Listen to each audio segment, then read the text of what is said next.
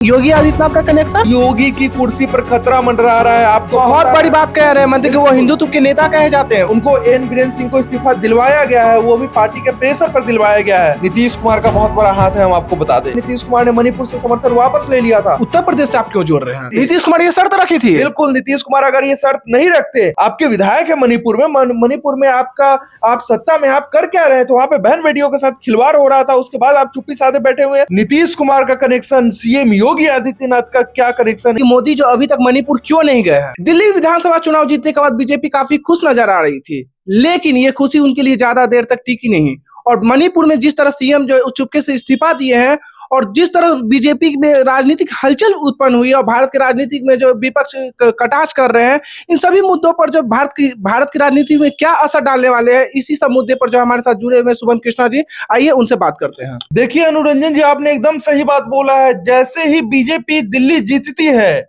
उनकी यह जो जीत की खुशी है ज्यादा देर तक नहीं टिकती है। क्यों? क्योंकि जो है जैसे ही विधानसभा चुनाव खत्म होता है, नतीजे आते हैं, वैसे ही खबर मिलती है कि मणिपुर के जो सीएम है एन बीरेन सिंह, वो इस्तीफा सौंप देते हैं, राज्यपाल को इस्तीफा सौंपने चले जाते हैं। आखिर यह नौबत क्यों आ पड़ी? क्यों? बीजेपी के सीएम, मणिपुर के सीएम, उनको इस्तीफा सौंपने की क्यों जरूरत आ पड़ती है? और उससे नीतीश कुमार का कनेक्शन, सीएम योगी आदित्यनाथ का क्या कनेक्शन है, ये आज हम अपने दर्शकों। बहुत बड़ी बात कह रहे हैं कि आप सीएम योगी आदित्यनाथ का कनेक्शन। बिल्कुल बिल्कुल, सिर्फ एन बीरेन सिंह का इस्तीफा जो हुआ है, इससे सिर्फ एन बीरेन सिंह का ही मामला नहीं जुड़ा हुआ है। यह सिर्फ मणिपुर का मामला नहीं जुड़ा हुआ है, यह जो तार है साफ साफ उत्तर प्रदेश और योगी सरकार तक जुड़ा हुआ है। अच्छा जी, क्योंकि अब देखिए मणिपुर में ये हिंसा आज से नहीं 20-22 महीनों से हिंसा चल रही थी और नरेंद्र मोदी सरकार पर तमाम विपक्ष के लोग जो है कह रहे थे कि भाई मैं इनसे मुख्यमंत्री साहब से इस्तीफा लीजिए, वहां पे राष्ट्रपति शासन लगाइए। लेकिन भारतीय जनता पार्टी और केंद्र सरकार जो है इस पे कोई सुध नहीं ले रही थी। विपक्ष बार बार ये कटाक्ष भी कर रही थी कि मोदी जो अभी तक मणिपुर क्यों नहीं गए हैं। बिल्कुल बिल्कुल, वो तो आरोप प्रत्यारोप चल ही रहा था, लेकिन इस बीच खबर यह आ रही थी कि अगर एन बीरेन सिंह इस्तीफा नहीं देते हैं तो अविश्वास प्रस्ताव लाने वाली थी कांग्रेस जी। और यह अविश्वास प्रस्ताव लाती इससे पहले आपको बता दें एन बीरेन सिंह ने इस्तीफा दिया नहीं है। उनको एन बीरेन सिंह को इस्तीफा दिलवाया गया है, वो भी पार्टी के प्रेशर पर दिलवाया गया है। अगर एन बीरेन सिंह इस्तीफा नहीं देते तो सरकार ऐसे भी गिरनी थी। और देखिए ना, एन बीरेन सिंह की सरकार गिर गई है, उसके बाद भी उनके पास मुख्यमंत्री का कोई दूसरा चेहरा नहीं बनता है।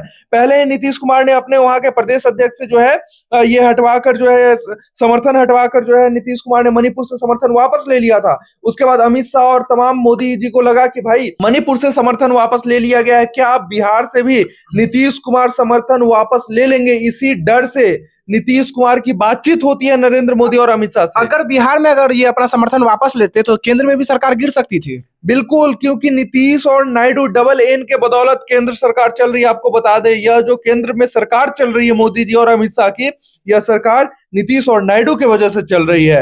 अगर नीतीश कुमार वहां के मामले में नहीं बढ़ते, नीतीश कुमार ने देखा कि भाई बिहार विधानसभा चुनाव आ रहा है और अगर सीएम नहीं बदला जाएगा मणिपुर का तो बिहार में नीतीश कुमार वोट मांगने जाएंगे तो लोग क्या बोलेंगे उनसे कि भाई आपके विधायक है मणिपुर में आप सत्ता में आप कर क्या रहे थे? वहां पे बहन बेटियों के साथ खिलवाड़ हो रहा था, उसके बाद आप चुप्पी साधे बैठे हुए, मुख्यमंत्री हैं आप। इस कारण जो है ये नीतीश कुमार को जो है वहां से समर्थन वापस लेना पड़ा। लेकिन मोदी और नीतीश की किरकिरी हो रही थी कि भाई एनडीए टूट जाएगा ये वो, तो फिर नीतीश कुमार और नरेंद्र मोदी और अमित शाह की बैठक होती है, बातचीत होती है। इसके बाद यह निर्णय लिया जाता है कि भाई ठीक है, अगर ले लिया है, वहां का प्रदेश अध्यक्ष ने समर्थन वापस ले लिया है, तो हम ये कर सकते हैं कि वहां के प्रदेश अध्यक्ष को पार्टी से निष्कासित करके मामला राफ साफ कर ले। लेकिन मुख्यमंत्री एन बीरेन सिंह नहीं रहने चाहिए मुख्यमंत्री के गद्दी पे, नीतीश कुमार ने ये शर्त रखी थी। नीतीश कुमार ये शर्त रखी थी। बिल्कुल, नीतीश कुमार अगर ये शर्त नहीं रखते और एन बीरेन सिंह की सरकार नहीं गिरती, एन बीरेन सिंह वहां के मुख्यमंत्री से नहीं हटते, तो बिहार में नीतीश कुमार किस मुंह से वोट मांगने जाते? वो बहन बेटियों की बात करते हैं। और मणिपुर में आपने देखा किस प्रकार बहन बेटियों के साथ खिलवाड़ हुआ। नीतीश कुमार बार बार कहते भी है कि 2005 के बाद से जो बिहार की बहन बेटी है जो सुरक्षित हुई है। बिल्कुल, बार बार आप उनका स्टेटमेंट देखिए ना, वो कहते फिरते हैं कि भाई 2005 से पहले ये होता था, वो होता था, जो किया हम अपने आने के बाद किए हैं। उसके बाद देखिए, अगर एन बीरेन सिंह का इस्तीफा नहीं होता अनुरंजन जी, तो आपको बता दें कि कांग्रेस वहां पे अविश्वास प्रस्ताव लाने जा रही थी और जो एन बीरेन सिंह के वहां पे लगभग एनडीए गठबंधन में 40 से 44 विधायक हैं। लेकिन एन बीरेन सिंह जब बैठक करते हैं तब वहां मात्र पहुंचते हैं 20 विधायक। तो सोचिए कि एन बीरेन सिंह की क्या हालत हो रखी है। मणिपुर के राज्यपाल से अमित शाह की बैठक होती है, अमित शाह की बातचीत होती है कि भाई इसमें क्या किया जा सकता है। तो राज्यपाल ने कहा अमित शाह जी से कि साहब देखिए यहाँ का हालात ठीक नहीं है, यहाँ पे कुछ भी हो सकता है, माहौल को संभालिए। एन बीरेन सिंह से कुछ नहीं संभल रहा, 20, 22, 24 महीना हो गया है, कर क्या रहे हैं आप लोग। यहाँ पे मामला इतना गंभीर हो गया, लगातार दंगा भड़क रहा है। और आपको बता दें एन बीरेन सिंह का एक ऑडियो वायरल हो रहा है जिसमें लगभग ये सुनने को मिल रहा है कि ये जो दंगा हुआ है कुकी और मैतेई समाज में, उसमें एन बीरेन सिंह का साफ साफ एक समाज का समर्थन देना है और दूसरे समाज का विरोध करना है। एक मुख्यमंत्री किस हद तक जाकर दो समाज की लड़ाई में फायदा उठा रहा है, और उस मुख्यमंत्री का इस्तीफा नहीं होगा तो उस प्रदेश का क्या होगा। ये एन बीरेन सिंह का इस्तीफा जबरदस्ती लिया गया है और इसमें कहीं ना कहीं नीतीश कुमार का बहुत बड़ा हाथ है। हम आपको बता दें नीतीश कुमार नहीं चाहते तो वो नहीं होता। नीतीश कुमार के प्रेशर पॉलिटिक्स की वजह से बीजेपी दबी है और वहां पे जो है उसको एन बीरेन सिंह का इस्तीफा लेना पड़ा है। एन बीरेन सिंह का इस्तीफा बहुत मायने रखता है राजनीति समझने वाले जो लोग हैं, क्योंकि इसका जो साफ साफ ताल्लुकात है उत्तर प्रदेश सरकार से है।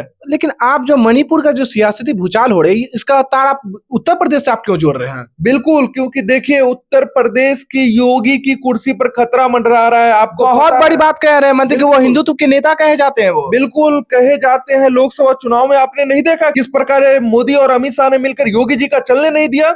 इसीलिए इस बार योगी जी के मुख्यमंत्री वाले कुर्सी पर खतरा मंडरा रहा है। सिर्फ चुनाव तक वेट नहीं करना पड़ेगा, हो सकता है कुंभ खत्म होते होते योगी जी के कुर्सी, मुख्यमंत्री वाले कुर्सी पर भी खतरा मंडरा सकता है। तब तो फिर बीजेपी पर ये कटाक्ष विपक्ष वाले करने लगे हैं ना कि हिंदुत्व का चेहरा मानने वाले, और योगी जी का काफी फैन फॉलोइंग भी है। बिल्कुल काफी फैन फॉलोइंग है, लेकिन महाकुंभ वाली जब से घटना हुई है तब से मोदी और शाह बहुत नाराज चल रहे हैं। और ये मणिपुर में हुआ क्या, आखिर क्यों एन बीरेन सिंह, आप बताइए ना, एन बीरेन सिंह का इस्तीफा क्यों लिया गया? सब कुछ सही चल रहा था क्या वहां पे? नहीं, वहां पर एक आंदोलन सब हो रहा था, कुकी मैती में जो आंदोलन हो रही थी, उसी कारण वहां पर दो समाज की लड़ाई हो रही थी और मुख्यमंत्री तमाशा देख रहे थे। और वही मानना है, अगर योगी महाकुंभ के हालात पर काबू नहीं पाते हैं तो यह जो है सब कुछ ठीक नहीं होने जा रहा है। योगी जी नहीं बने रहेंगे सीएम। कहा जा रहा है कि सिर्फ 30 से 40 लोगों की भगदड़ में मौत हुई है। आपको नहीं पता? वहां के लोकल लोगों से पूछिए, लल्लन टॉप के पत्रकार वहां पे जाते हैं, तो कह रहे थे कि मतलब कि ट्रैक्टर पर लादा जा लाशें जा रही थी भाई साहब, लाशें जा रही थी वहां से, और आप कह रहे 30 से 40 लोगों की सिर्फ मृत्यु हुई है। नहीं, ये जो है मोदी और शाह और तमाम सरकारी तंत्र को पता है कि कितने लोगों की मृत्यु हुई है, दुखद मृत्यु हुई है। और इसके लिए मोदी और शाह बेहद नाराज है योगी से। और योगी लगातार आप देख रहे होंगे कि कंट्रोल करने का कोशिश कर रहे हैं। माघी स्नान भी हुआ, लेकिन लेकिन लेकिन भीड़ बढ़ती चली जा रही। 300 किलोमीटर का जाम, वर्ल्ड रिकॉर्ड बन गया एक तरह से। वर्ल्ड रिकॉर्ड बन गया। 300 किलोमीटर का कहीं जाम होता है प्रभु? लेकिन यह जाम देखकर मोदी और शाह बेहद नाराज है। जिस प्रकार मणिपुर के मुख्यमंत्री से इस्तीफा लिया गया, हो ना हो, अगर प्रयागराज की स्थिति नहीं संभलती है तो यह जो इस्तीफा है यह योगी से भी मांगा जा सकता है। मतलब कि आप कह रहे हैं कि योगी के जो गद्दी उस पर भी तलवार लटक रही है। बिल्कुल लटक रही है ना। महाकुंभ वाले घटना से आपको समझ में नहीं आ रही है? महाकुंभ में इतना बड़ा घटना हुआ, मोदी और शाह चुप बैठने वाले हैं। उनको अपना सरकार भी तो देखना है। नीतीश और नायडू के दम पे सरकार चल रही है, ना कि योगी जी के दम पे। आप जो कह रहे हैं कि सरकार भी देखना पड़ता है, तो अगर बीजेपी अगर हटा देती है योगी को तो हिंदुत्व वाले चेहरे पर दाग लगेगा बीजेपी पर। नहीं, हिंदुत्व वाले चेहरे और है, योगी के समकक्ष चेहरे उन्होंने तैयार कर लिया है। हेमंत बिस्वा को देख लीजिए, मोहन यादव को देख लीजिए, और ऐसे तमाम लोगों को उन्होंने तैयार कर लिया। लेकिन यूपी मतलब सबसे बड़ा लोकसभा का सीट है, उनको मतलब कि चलाने के लिए मतलब एक वहां पर सीट शेयरिंग में देखिए ना, योगी जी का कहाँ चलने दिया इन्होंने। साफ बात यह है, अंदर की खबर यह है अनुरंजन जी, कि मोदी जी, शाह जी, इन दोनों का एक गुट है और योगी जी का एक अलग गुट है। इन दोनों में कभी भी अच्छे से पटरी नहीं खा रहा है।